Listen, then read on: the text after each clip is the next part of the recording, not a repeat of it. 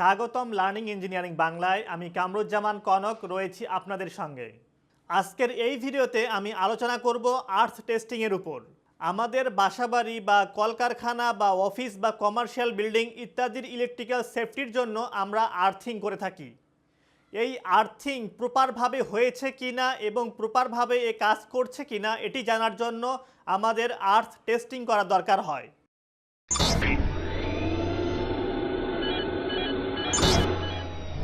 এই আর্থ টেস্টিং করার জন্য প্রথমে আপনাকে জানতে হবে যে আর্থ রেজিস্ট্যান্স কত হতে হয়।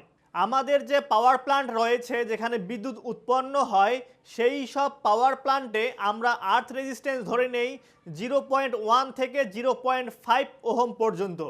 অর্থাৎ সেখানকার আর্থ রেজিস্ট্যান্স যদি 0.1 ওহম বা 0.5 ওহমের মধ্যে থাকে তাহলে আমরা ধরে নেব সেখানকার আর্থিংটি প্রপারভাবে হয়েছে।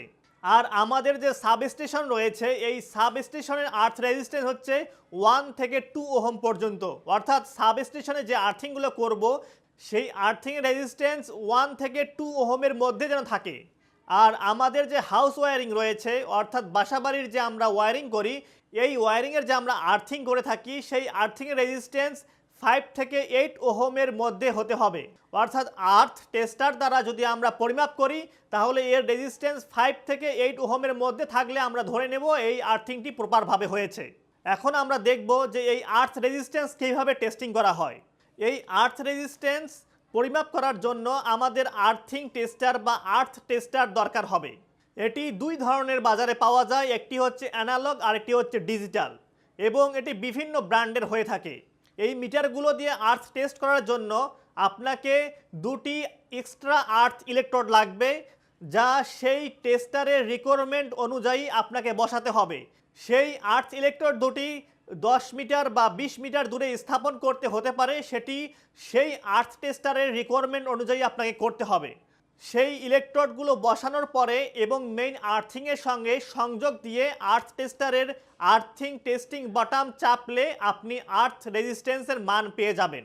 এই আর্থ কিভাবে টেস্টিং করতে হবে সেই টেস্টিং করার জন্য আপনি যে আর্থ টেস্টার কিনবেন তার ম্যানুয়াল থেকে আপনি সম্পূর্ণ প্রসিডিউর অর্থাৎ সম্পূর্ণ কার্যপদ্ধতি পেয়ে যাবেন।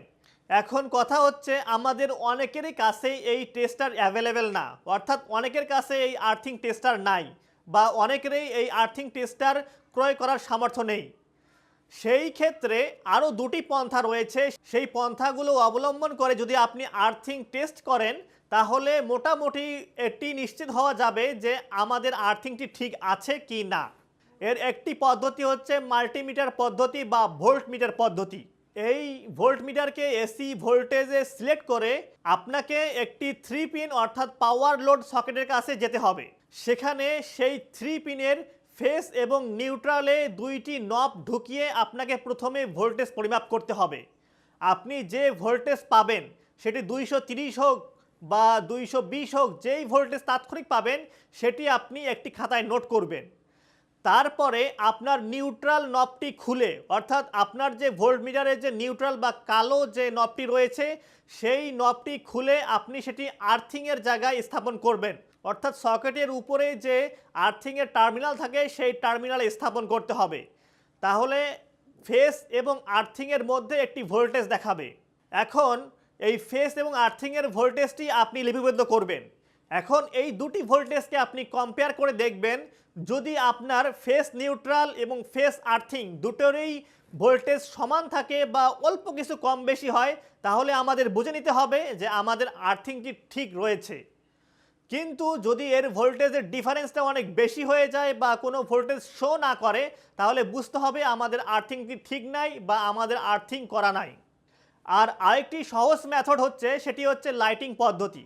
এক্ষেত্রে আপনাকে একটি নর্মাল ফিলামেন্ট লাইট নিতে হবে যেটি আমরা আগে ব্যবহার করতাম।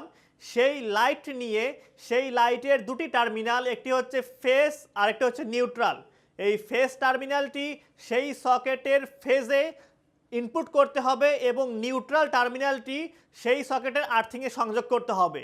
এই ফেস এবং আর্থিংয়ে সংযুক্ত করার ফলে যদি আপনার লাইটটি পুরোপুরিভাবে গ্লো হয় অর্থাৎ পুরোপুরিভাবে জ্বলে ওঠে তাহলে বুঝতে হবে যে আপনার আর্থিংটি ঠিক রয়েছে। যদি এই লাইটটি পুরোপুরি না জ্বলে বা আংশিক জ্বলে তাহলে বুঝতে হবে যে আমাদের আর্থিংটি ঠিক নাই। তাহলে আমরা বুঝতে পারলাম যে ভোল্টমিটার পদ্ধতি এবং লাইটিং পদ্ধতি এই দুই পদ্ধতিতে আমরা মোটামুটি শিওর হতে পারবো যে আমাদের বাসা বা কলকারখানায় আর্থিংটি ঠিক আছে কি না।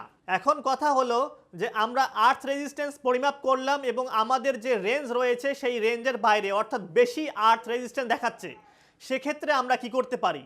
এক্ষেত্রে কিছু সলিউশন রয়েছে, সেই সলিউশনগুলো আপনাকে অবলম্বন করতে হবে।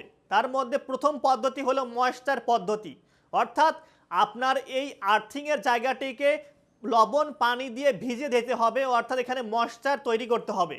এই ময়েশ্চার তৈরি করার ফলে আপনি দেখবেন যে আপনার আর্থ রেজিস্ট্যান্স অটোমেটিক্যালি কমে গেছে। যদি এই পদ্ধতিতেও যদি আপনার কাঙ্ক্ষিত মাত্রায় আর্থ রেজিস্ট্যান্স না পান তাহলে দ্বিতীয় পদ্ধতি অবলম্বন করবেন। এক্ষেত্রে আপনার আর্থ ইলেকট্রড অর্থাৎ আর্থিংয়ের যে রডটি বা যে পাইপটি আপনি মাটিতে প্রবেশ করিয়েছেন বা মাটিতে ঢুকিয়েছেন তার আশেপাশে কিছু গর্ত করে আপনাকে লবণ এবং কাঠকয়লা ব্যবহার করতে হবে। এই লবণ এবং কাঠকয়লা ব্যবহার করলে আপনার আর্থ রেজিস্ট্যান্স কমে আসবে। যদি এই পদ্ধতি অবলম্বন করেও যদি আপনার কাঙ্ক্ষিত মাত্রায় না হয় তাহলে আপনার আর্থিং যে রডটি বা আর্থ ইলেকট্রডটি ব্যবহার করেছেন সেটির পরিধি বাড়াতে হবে, সেটিকে অনেক লম্বা করতে হবে এবং এই পদ্ধতি যদি কাজ না হয় তাহলে আপনাকে ডাবল আর্থিং করতে হবে, অর্থাৎ আর্থ ইলেকট্রড ডাবল বসাতে হবে। এই পদ্ধতিগুলো অবলম্বন করলেই দেখবেন যে আপনার আর্থ রেজিস্ট্যান্স কাঙ্ক্ষিত মাত্রায় চলে এসেছে। তাহলে আমরা এই ভিডিও থেকে বুঝতে পারলাম যে আর্থ রেজিস্ট্যান্স কিভাবে পরিমাপ করতে হয় আর এই আর্থিং কিভাবে করতে হয় এবং কোথায় কোথায় করতে হয় সে বিষয়ে যদি আপনি না জানেন তাহলে নিচে ডিসক্রিপশন বক্স এবং উপরে আই বাটনে সেই ভিডিওর লিঙ্ক দেওয়া রয়েছে, সেখান থেকে দেখে আসতে পারেন। আর আমার এই ভিডিওটি যদি আপনাদের ভালো লেগে থাকে তাহলে অবশ্যই লাইক এবং বেশি বেশি করে শেয়ার করবেন। আর এখন পর্যন্ত যদি আমার এই চ্যানেলটি সাবস্ক্রাইব না করে থাকেন তাহলে অবশ্যই সাবস্ক্রাইব করবেন। আর সর্বশেষ নিজে ভালো থাকবেন, অপরকে ভালো রাখবেন। ধন্যবাদ।